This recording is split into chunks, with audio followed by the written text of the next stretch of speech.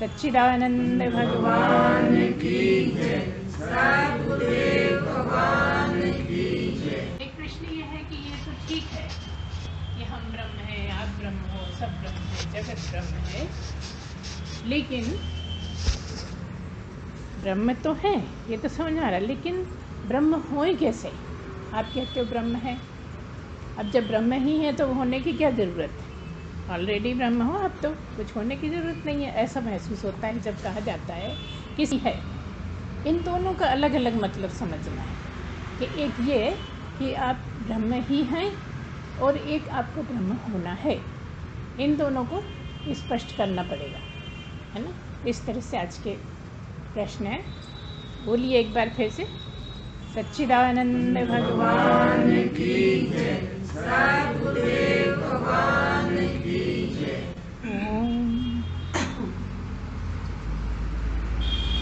सबसे पहले तो यह है कि जब हमसे गलतियां होती हैं तो दंड किसको भोगना होता है? कहते हैं कि जीव है और हम जीव हैं, लेकिन हमने जब यहाँ जाना तो पता लगा जीव दिखता नहीं है, क्योंकि जीव सूक्ष्म शरीर है। शरीर तो है, एक स्थूल शरीर है, एक सूक्ष्म शरीर है और एक कारण शरीर है। ऐसे 3 शरीर हैं। तो किसको दंड मिलता है, किसको परेशानी होती है, क्या है यहाँ? तो क्या है यहाँ पर? यहाँ पर यही है कि दंड जो मिलता है उसका फल किसी और को मिलता है, और जो जिसको छेड़ा जाता है वो कोई और है। मतलब क्या है, स्थूल शरीर जो है वो तो परेशान हो रहा है, क्योंकि जो दिख रहा है उसी को तो परेशान कोई करेगा। सूक्ष्म शरीर दिखता नहीं, स्थूल शरीर सबको दिखता है ना। और कारण शरीर तो सबका कारण ही जो है वो कारण शरीर है। तो ये जो स्थूल शरीर है इसको छेड़ा जाए, इसको परेशान किया जाए, कुछ तकलीफ़ें हों, तकलीफ़ें होती हैं, लेकिन महसूस मन करता है, मतलब जीव करता है ना। जब भी मन की, बुद्धि की बात होगी तो जीव की ही बात होगी, क्योंकि बिना जीव के स्थूल शरीर बिल्कुल बेकार है। स्थूल शरीर कब काम का है? जब इसमें सूक्ष्म शरीर है। जब इसमें सूक्ष्म शरीर है तो स्थूल शरीर काम करता है, और सूक्ष्म शरीर निकल के चला जाता है जीव, तो ये कुछ काम का नहीं रह जाता, फिर मात्र जलाने के ही लिए रखा रहता है, और जल्दी रहती है जलाने की। तो क्या है कि तकलीफ़ तो मन को हुई और परेशान इसको किया गया। परेशान इसको किया तो इसमें जो महसूस करने वाला है वो मन है, क्योंकि मन को ही सुख दुख लगते हैं। सुख दुख कहाँ लगते हैं? मन को। और पैदा कौन होता है? शरीर। मरता कौन है? स्थूल शरीर। स्थूल शरीर मरता है, स्थूल शरीर पैदा होता है, और सुख दुख सूक्ष्म शरीर को होते हैं। इसलिए जब ये दोनों होते हैं तब ही सूक्ष्म शरीर में, क्योंकि मन बुद्धि चित्त अहंकार हैं और सब मन बुद्धि चित्त अहंकार से ही सब चलता है, तो जब तकलीफ़ होती है तो मन को ही तकलीफ़ होती है। अब आपका कहना है कि वो दिखता नहीं है। हाँ, नहीं दिखता। जब ये सुख भोगने जाता है, स्वर्ग का भोग भोगने के लिए जाता है, तब स्थूल शरीर नहीं होता, केवल सूक्ष्म शरीर होता है। क्यों होता है? क्योंकि सूक्ष्म शरीर ही भोगता है, जीव ही भोगता है, इसलिए वहाँ स्थूल शरीर होने के कारण कोई कष्ट नहीं होते। स्वर्ग में केवल सुख क्यों है, भोग विलास क्यों है? क्योंकि मन ही सुख भोगता है, और मन है, क्योंकि स्वर्ग नाम है तो वहाँ सुख है, नर्क नाम है तो वहाँ दुख है। इस तरह से दोनों को डिवाइड कर दिया। तो आप जब इस शरीर से करते हो कुछ, उसके कर्म बनते हैं। मतलब जीव के रहते, सूक्ष्म शरीर के रहते, स्थूल शरीर से जब आप जो भी अच्छे बुरे कर्म करते हो उसको भोगना मन को है। वो अपराधी कौन है? शरीर गलत काम कर रहा है, लेकिन भोगता कौन है? शरीर। लेकिन स्थूल शरीर और सूक्ष्म शरीर कुल मिला के भोगता शरीर ही है, लेकिन एक काम है स्थूल शरीर का और एक काम है सूक्ष्म शरीर का, और इन दोनों का कारण जो है वो कारण शरीर है, मतलब परमात्मा ही है। अविनाशी पार ब्रह्म परमात्मा ही इन दोनों का कारण है और सारे जगत का भी वही कारण है। पूरे जगत का जो कारण है वो परमात्मा ही है, अविनाशी ही है, अंतर्यामी है। उसके तो बहुत सारे नाम हैं, उसकी कोई गिनती नहीं है। नाम बोलने बैठो तो अनगिनत नाम हैं, आप लिमिट में नहीं कह सकते। क्योंकि जो कृष्ण जी के 1000 नाम है वो भी परमात्मा के ही नाम है, राम के नाम है उन्हीं के हैं, गणेश जी के हैं उन्हीं के हैं, दुर्गा जी के हैं उन्हीं किनके, ब्रह्म के, है ना। उन्हीं के कहने में भी नहीं जमता, क्योंकि शरीर तो है नहीं। एक ब्रह्म ही ऐसा है जो बिना शरीर के है, लेकिन कहाँ है शरीर के साथ? जहाँ सतगुरु है। केवल मात्र अगर जमीन पे कोई ब्रह्म देखना है तो कोई सतगुरु को, लेकिन दिखता है नहीं। समझ तो सकते हो लेकिन देख नहीं सकते, लेकिन मानना पड़ता है। इसीलिए सतगुरु को मानना पड़ता है कि यही ब्रह्म है और मुझे भी ऐसा ही बनना है ना। तो आपके लिए एक नमूना है सतगुरु।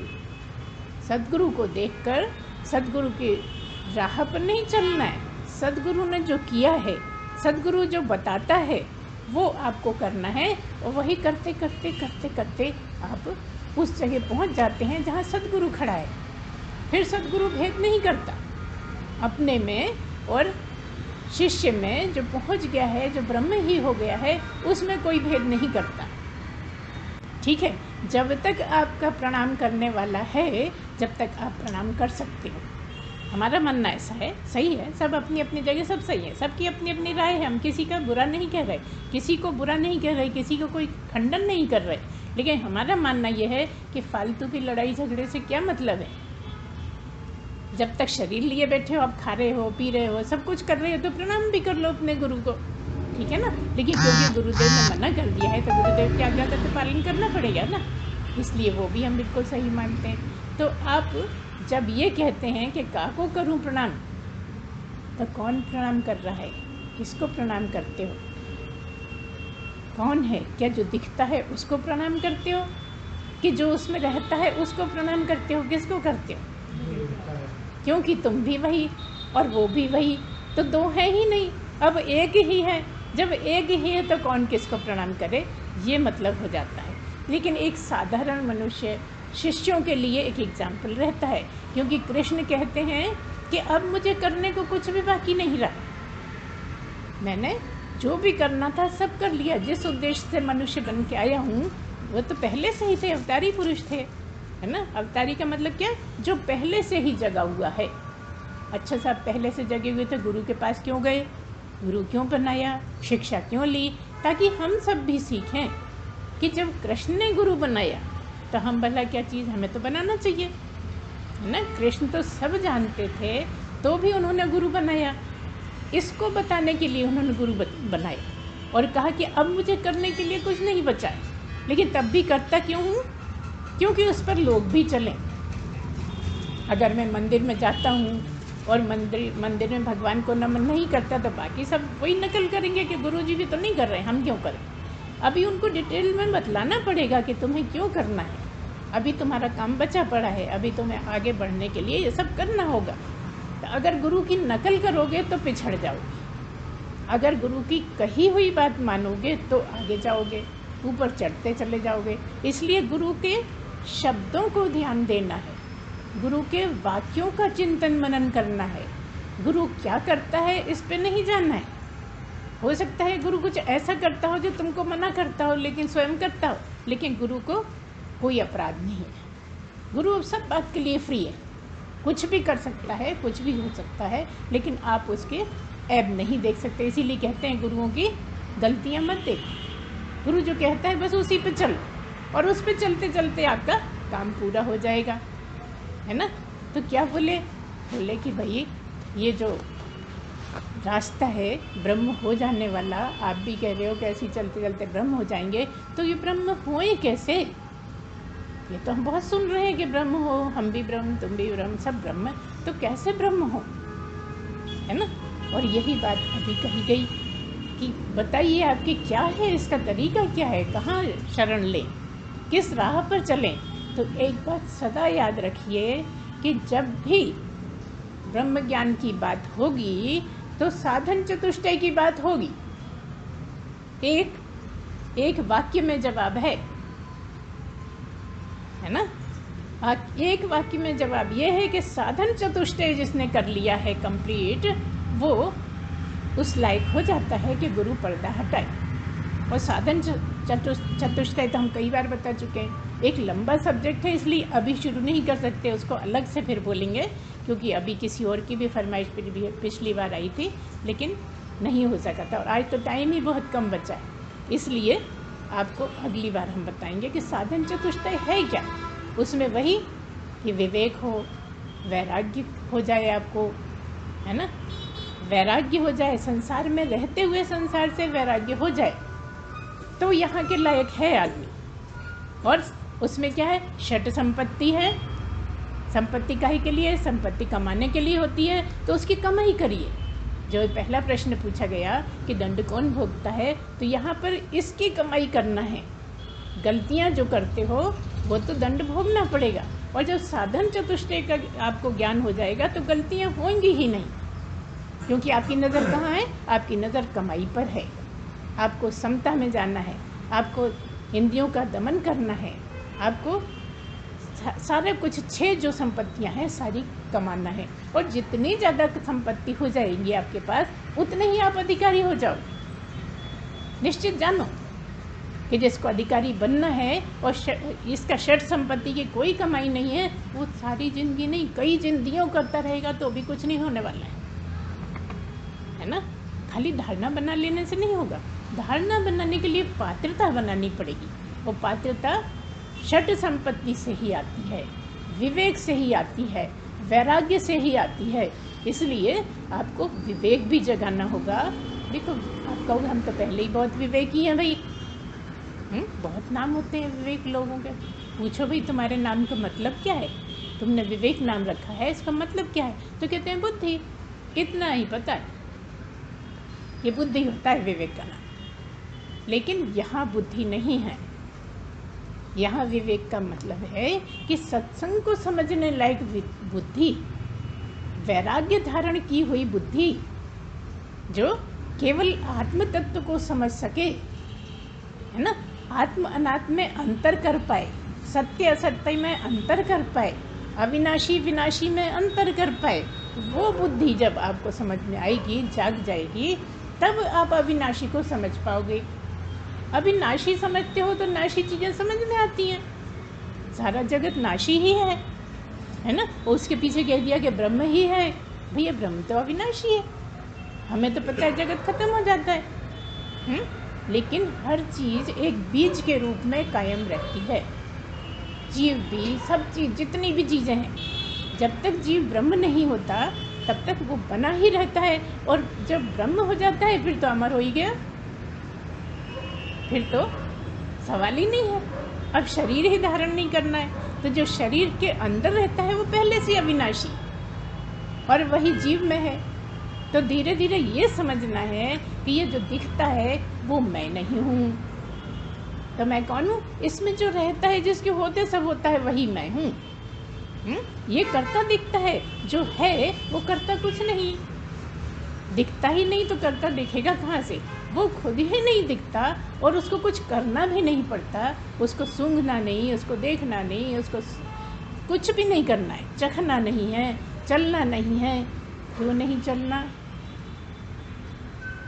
जवाब दीजिए, क्यों नहीं चलना? ब्रह्म को सब जगह है, कहाँ जाएगा चल के? कोई एक है यूनिट तो वो चलेगी, यहाँ से वहाँ चल जाएगी, वहाँ से वहाँ चल जाएगी, ऊपर से नीचे, नीचे से ऊपर। लेकिन ब्रह्म तो ऊपर भी है, नीचे भी है, यहाँ भी है, वहाँ भी है, इस मोहल्ले में, आकाश में, धरती में, पाताल में, सागर में, सब जगह है, अग्नि में। कोई जगह ऐसी नहीं है। कोई शब्द बोलो और कहो कि यहाँ ब्रह्म नहीं होगा, कोई संभावना नहीं। जो सर्वदा है, जो सर्वत्र है, वही ब्रह्म है। तो अब जब सब जगह है तो कहाँ चलेगा, कहाँ आएगा? जो नहीं देखता वही सब कुछ देखता है। कैसे देखता है? हजारों हजारों आंखें हैं उसकी। तो तुम्हें तो 2 ही आंखों की जरूरत है, और हम अंधे हो गए तो हम कहेंगे बेटे की आंख से देख लेंगे। लेकिन नहीं, वो बेटे की आंख से भी देख सकता है, बाप की आंख से भी देख सकता है, बाबा की आंख से भी देख सकता है, कीड़े की आंख से भी देख सकता है। हर आंख में वही बसता है। इसलिए कह देते हैं कि वो देखता है, दिखता नहीं, क्योंकि उसके बिना कोई देख नहीं सकता। उसके बिना कोई मुर्दे को कहे भाई ये थोड़ी देर को देख ले तो अच्छा है, कुछ ऐसा कर दो गुरुजी कि ये देखने लगे, आखिरी में जलाने से पहले एक बार सबको देख ले, लेकिन नहीं देख सकता। देखो है ब्रह्म उसमें भी, ऐसा नहीं है कि ब्रह्म नहीं है, क्योंकि ब्रह्म किसी को छोड़ नहीं सकता, ब्रह्म को कोई छुड़ा नहीं सकता। आप कहो कोई इतनी जगह है वहाँ से ब्रह्म को हटा दो, दिखे तो हटाओ, समझ में आए तो हटाओ। जो समझ भी नहीं आता, जो दिखाई नहीं देता, उसको कैसे हटाओगे, कैसे लाओगे? वो तो सदा है। और यहाँ जो कुछ नहीं दिखता, इसमें भी हजारों हजारों कीटाणु हैं जो हमको नहीं दिखते, और हर एक जान है, हर एक में जान है। इसलिए कहीं भी किसी के द्वारा प्रकट हो जाते हैं। अवतारी पुरुष राम है, ब्रह्म है, दर्शन देते हैं, तो कोई ऐसे चल के जाते नहीं है, चल के आते नहीं है, वो तो कहीं भी प्रकट हो जाएंगे, किसी से भी प्रकट हो जाएंगे, है ना? क्योंकि ऐसा नहीं है कि कीटाणु में ही है, वो तो सामान में भी है, हर जगह है। लेकिन हम चेतन किसको कहते हैं? जहाँ चेतनता है ना? इसलिए जो जानदार चीज़ें हैं उनमें प्रकट होने की संभावना है। उसके लिए कोई संभावना नहीं, उसके लिए कुछ असंभव नहीं। जिसके लिए कुछ असंभव नहीं वही ब्रह्म है। जिसको सब दिखता है वही ब्रह्म है।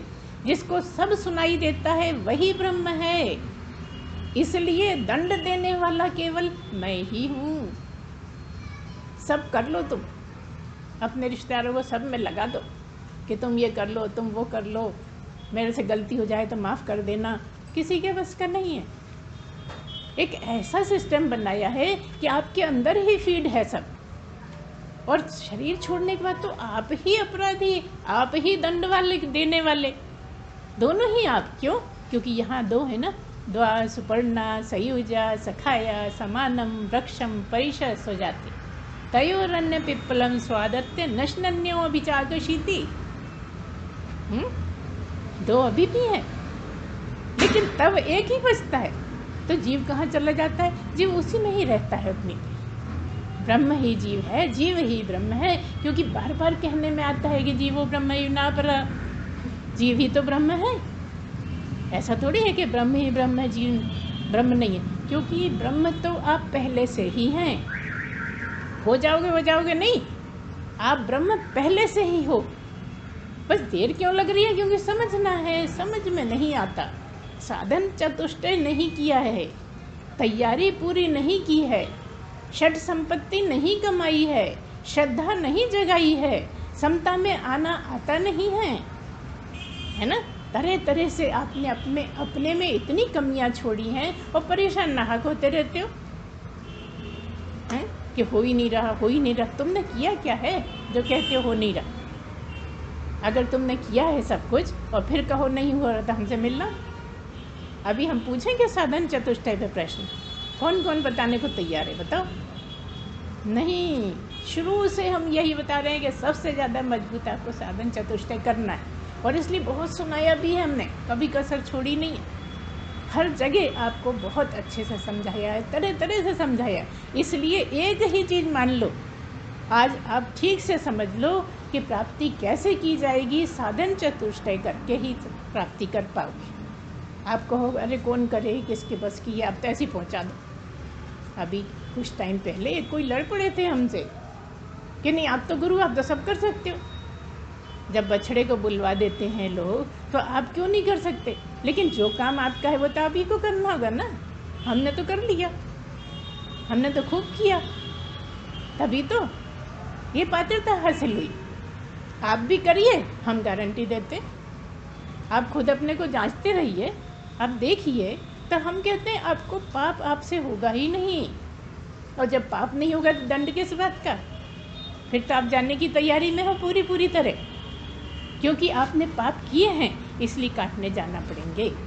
आपने पुण्य किए हैं, काटने भोगने के लिए जाना पड़ेगा। खाली पाप की ही बात नहीं हो रही, पुण्य भी आपने किए हैं तो आपको उसका भी भोग करना पड़ेगा। और यही कारण है कि कभी कभी कोई महात्मा बरसों जीता रहता है और कोई महात्मा झटपट मर जाता है, क्योंकि उसके कर्म खत्म हो चुके हैं, उसका भोगने बचा ही नहीं है कुछ। इसलिए कभी कभी तो बहुत जल्दी चले जाते हैं लोग, और जीव भी कई बार जैसे थोड़े ही टाइम में चले जाता है, मोक्ष प्राप्ति के बाद कुछ ही समय रह के चले जाता है। इसका मतलब उसने भी सारे कर्तव्य निभाए हैं, जहाँ जहाँ जो करना है सब उसने ठीक से माना है, करा है।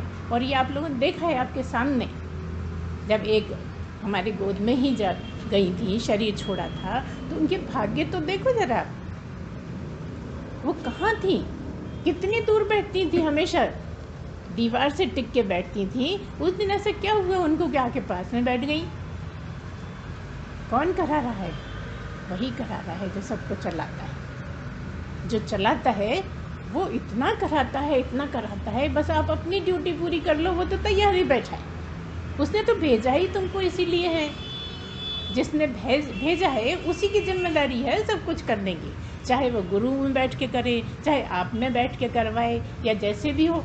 लेकिन इच्छा तो आपको ही जगानी पड़ेगी ना। आप करते रहिए, करते रहिए, करते रहिए, पक्के में हो ही जाएगा।